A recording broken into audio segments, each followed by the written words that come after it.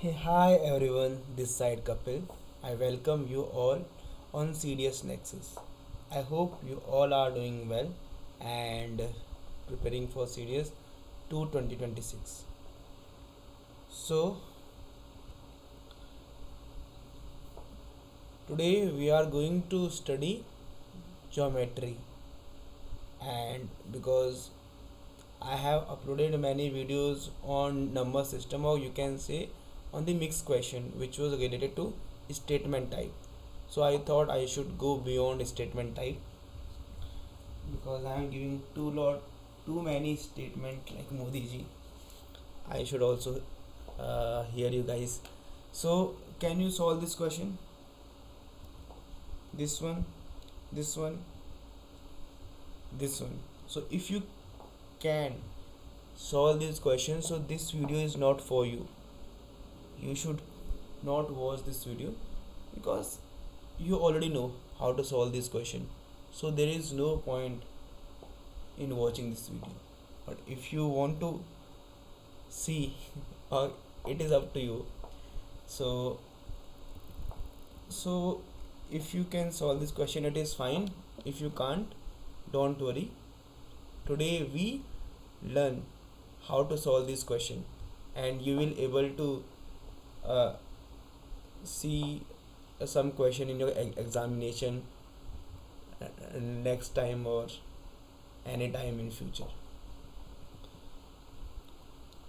So these all question are based on triangle inequality theorem. So what is triangle inequality theorem? So this is triangle inequality theorem कि भाई अगर मुझे triangle बनाना है और मेरे को साइड गिवन है ए बी और सी, तो साइड की वैल्यू क्या क्या हो सकती है कि मेरा ट्राइंगल फॉर्म हो जाए. तो हमारी ट्राइंगल इनइक्वलिटी थ्योरम बोलती है कि the sum of any two side should be greater than third side, कि दो साइड का सम क्या होना चाहिए, मेरा थर्ड साइड से बड़ा होना चाहिए. ये तीनों केस में होना चाहिए. दो साइड का सम मेरा तीसरी साइड से ज़्यादा होना चाहिए. दो साइड का सम मेरा तीसरी साइड से ज़्यादा होना चाहिए. ठीक है. वैसे ही दो साइड का डिफरेंस तीसरी साइड से छोटा होना चाहिए. ठीक है. और अगर मैं इन दोनों को कंबाइन करूं, इसको और इसको, तो मैं अगर ये साइड लेता हूँ सी साइड, इसकी वैल्यू मुझे मालूम नहीं है, तो इसकी वैल्यू क्या होगी, ए माइनस बी से बड़ी और ए प्लस बी से छोटी. इन दोनों के बीच में इसकी वैल्यू लाई करेगी. ठीक है. ठीक है. यहाँ पे हमने मोड डाला है, मतलब वैल्यू क्या होगी, पॉजिटिव होगी. ठीक है. तो ये हमारी ट्राइंगल इनइक्वालिटी थ्योरम है. ठीक है. तो आपको ये चीज़ तो पता चल गया कि दो साइड का सम क्या होता है, तीसरी साइड से बड़ा होता है, और दो साइड का डिफरेंस तीसरी साइड से मेरा छोटा होता है. ठीक है. So you know this very well. अब आपको इसका यूज़ करना आना चाहिए. आप इसका यूज़ कैसे करोगे, दैट इज़ वेरी इम्पोर्टेंट. ठीक है. ये हमें थ्योरम चल के पता कि ये होती है थ्योरम. अब जैसे ये क्वेश्चन है, यह आपके सीडीएस में आया हुआ क्वेश्चन है. In a quadrilateral A B C D, A B C D. ठीक है. बी डी क्या है, डायगोनल, और उसकी वैल्यू क्या है, एक्स. मेरे को ए बी की वैल्यू दी हुई 6, बी सी की 18, सी डी की 6 और ए डी की 10. तो मेरे को बताना है कि बी डी की वैल्यू क्या होगी, मीन्स एक्स की वैल्यू क्या होगी. अब देखो, अब ये क्वेश्चन मेरा ट्राइंगल इनइक्वालिटी थ्योरम से सॉल्व हो सकता है। मेरे को पता है यहाँ पे दो ट्रायंगल फॉर्म हो रहे हैं, एक ये वाला ट्रायंगल फॉर्म हो रहा है, ठीक है, ठीक है, और एक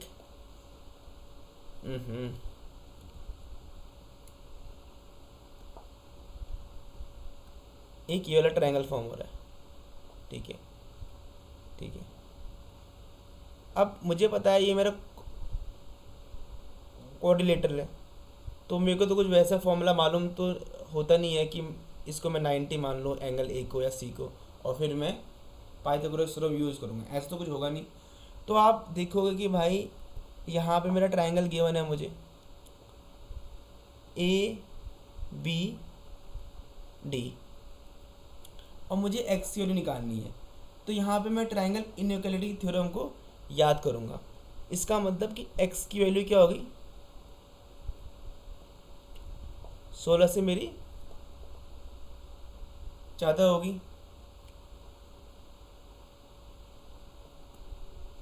गलत बोल दिया। हम क्या बोलते हैं, दो साइड का सम क्या होता है, 30 साइड से ज़्यादा होता है। तो यहाँ से A B plus A D X से वैल्यू ज़्यादा होगी, सही तो लिखा था, ठीक है, ठीक है।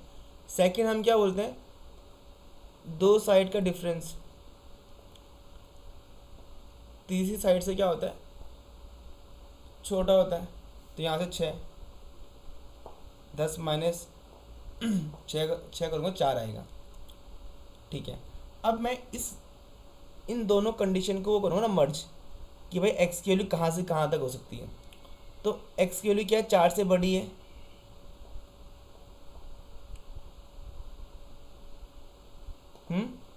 और एक्स की वैल्यू क्या है, 16 से छोटी है, ठीक है, ठीक है। तो एक्स की वैल्यू इन दोनों के बीच में करेंगे लाई, ठीक है। अब सेम चीज़ मैं क्या करूँगा, इस वाले ट्रायंगल पे भी करूँगा अप्लाई। तो इस वाले ट्रायंगल पे भी करूँगा अप्लाई, तो क्या होगा कि दो साइड का सम तीसरी साइड से ज़्यादा होता है। तो 24 ये, और दो साइड का डिफरेंस तीसरी साइड से छोटा होता है। अब इन दोनों कंबाइन करूँगा इसको कि 12 से बड़ी और 24 से छोटी ना, ठीक है। अब मेरे पास दो कंडीशन आ चुकी हैं, एक ये वाली एक ये वाली। अब इसमें क्या देखूँगा मैं, कॉमन एरिया कि मैं देखूँगा कौन कौन नंबर इन दोनों के बीच में आ सकते हैं, वही क्या होगी मेरी एक्स की वैल्यू होगी, ठीक है। तो यहाँ पे मैं लंबा लाइन बनाता हूँ। तो 4 से स्टार्ट है, 16, यहाँ बीच में 12 आ गया, यहाँ 24 आ गया। अब देखो यहाँ से 4 से 16 यहाँ, और 12 से 24, तो कॉमन एरिया कौन सा आ रहा है, ये वाला। इट मीन्स एक्स की वैल्यू क्या हो सकती है, 12 से 16 के बीच में हो सकती है,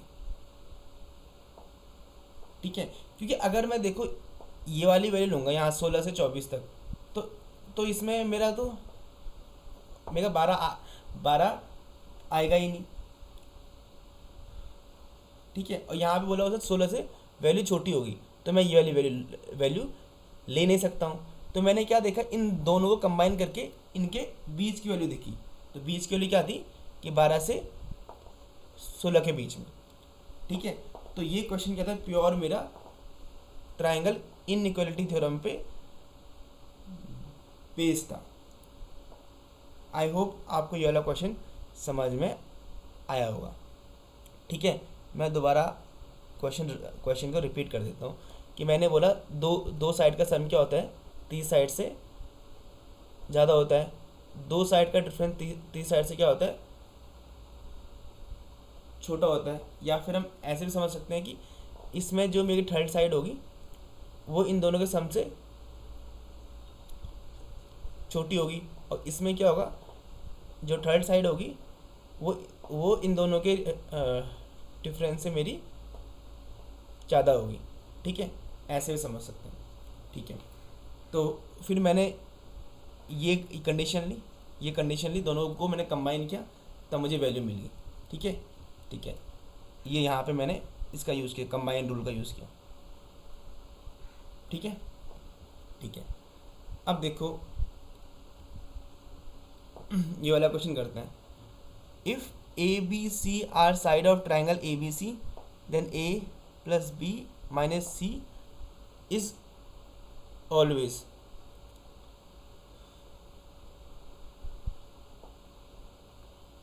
तो अगर मैं ये ट्राइंगल ले लो ए बी सी, अब इसका मैं अंडर रूट कर लूँ ए रूट बी और रूट सी, तो तभी मेरा क्या होगा, रूट ए प्लस रूट बी में इसकी वैल्यू क्या होगी, थर्ड साइड से मेरी होगी ज़्यादा। अगर इसकी वैल्यू थर्ड साइड से मेरी होगी ज़्यादा, तो इसका मतलब ये हमेशा क्या होगा, पॉजिटिव। ठीक है, सिंपल। तो यहाँ से ये ग्रेटर देन ज़ीरो। अब मुझे पता है कि इसकी वैल्यू क्या होगी, मेरी प्लस, और सी तो मेरा क्या है, इन दोनों से छोटा है। तो इसका मतलब कि ये ये आंसर मेरा क्या देगा, पॉजिटिव देगा। ठीक है, ठीक है।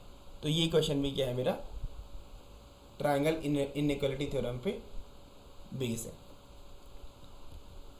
अब ये क्वेश्चन देखो, ये क्वेश्चन बेसिकली स्टेटमेंट टाइप का है। ठीक है, मैंने स्टेटमेंट टाइप क्वेश्चन पहले ही सॉल्व करा रखे हैं यहाँ पे, बट क्वेश्चन उसी टाइप का था तो मैं फिर से लेके आ गया इसको, कोई दिक्कत नहीं। अब यहाँ मुझे बताना है can a circle be drawn through point A B C. क्या मैं सर्कल को ड्रॉ कर सकता हूँ ए बी सी से। ठीक है, मतलब 3 पॉइंट दिए उसने, ए बी सी। ठीक है, अब देखो जब भी मेरा ट्रायंगल फॉर्म होगा तो मेरा सर्कल ही फॉर्म होगा, और जब मेरा सर्कल फॉर्म होगा तो मेरा ट्रायंगल ही फॉर्म होगा। और जो ट्रायंगल होता है वो मेरा नॉन कॉलोनियर पॉइंट से फॉर्म होता है, 3 नॉन कॉलोनियर पॉइंट से। अब देखो यहाँ पे इसने ऐसे करा हो, मैं ए बी सी ये पॉइंट दिए, इनको मैं मिला देता हूँ। ठीक है, ठीक है, ए बी सी और सी। अगर इससे मेरा ट्रायंगल फॉर्म हो गया तो सर्कल भी फॉर्म हो जाएगा। अगर ट्रायंगल फॉर्म नहीं हुआ तो मेरा सर्कल भी फॉर्म नहीं होगा। तो मैं क्या करूँगा, ट्रायंगल इनइक्वालिटी थ्योरम का यूज़ करूँगा अगेन। तो यहाँ पे करो यूज़ कि 10 6 11 6 10, वही बन रहा है 11 6, ये 6 5, मतलब ऐसे कर लो 10 6 फिर 11 5 और 11 5। ठीक है, तो देखो यहाँ पे मेरा ट्रायंगल इनइक्वालिटी थ्योरम क्या हो रही है, सेटिस्फाई हो रही है, या मैं बोल सकता हूँ यहाँ पे कि मेरा ट्रायंगल क्या हो सकता है, फॉर्म हो सकता है। तो अगर मेरा ट्रायंगल फॉर्म हो सकता है तो मैं इसका आंसर दे सकता हूँ यस, कि मैं क्या कर सकता हूँ, मैं सर्कल बना सकता हूँ। ठीक है, तो स्टेटमेंट 1 से ही मैं बोल सकता हूँ। ठीक है, अब स्टेटमेंट देखो 2, यहाँ पे देखो 3 + 4 7 और ये 7, तो ये इससे तो मेरा ट्रायंगल फॉर्म नहीं होगा। अगर मेरा ट्रायंगल फॉर्म नहीं होगा तो मैं इससे आंसर दूंगा नो। ठीक है, तो मैं इन दोनों स्टेटमेंट से आंसर दे सकता हूँ। ठीक है, तो इसका आंसर आएगा ऑप्शन बी। ऑप्शन बी है नहीं इसमें, पर आप पुरानी वीडियो देख लेना, उसमें ऑप्शन बी मतलब ये रहता है कि हम दोनों स्टेटमेंट से, अगर मैं कोई सा भी स्टेटमेंट का यूज़ करूँ, दोनों आंसर दे सकते हैं। मतलब स्टेटमेंट 1 भी आंसर दे सकता है और स्टेटमेंट 2 भी आंसर दे सकते हैं। ठीक है, और इसको मैं क्या कर सकता हूँ, एक मेरा कोलिनियर का कॉन्सेप्ट होता है। अगर तीनों पॉइंट मेरा एक ही लाइन पे लाई करेंगे, ए बी सी, तो A B plus B C equal to क्या होता है ए सी। इसका मतलब कि ये मेरे क्या है कोलिनियर। तो क्या मेरे तीन तीन कोलिनियर पॉइंट से सर्कल पास हो सकता है? नहीं हो सकता है, ऐसे थोड़ी होगा सर्कल पास, ऐसे ये तो सर्कल बनेगा ही नहीं। ठीक है, तो हमारा मेन क्या था यहाँ पे ट्रायंगल इनइक्वालिटी थ्योरम का यूज़ करना था, और बाकी साथ में आपको ये बता दिया मैंने। अब ये क्वेश्चन देखो ये भी सेम सेम क्वेश्चन है, ठीक है, पर थोड़ा इस बार उसने एक लेवल अप कर दिया है, तो कोई बात नहीं, लेवल अप करने से क्या ही होगा, हमको तो कॉन्सेप्ट पता ही है। तो A B C D, again देखो बी डी डायगोनल दिया उसने, ए बी क्या दिया है 6, B C 18, C D 6, A D 9।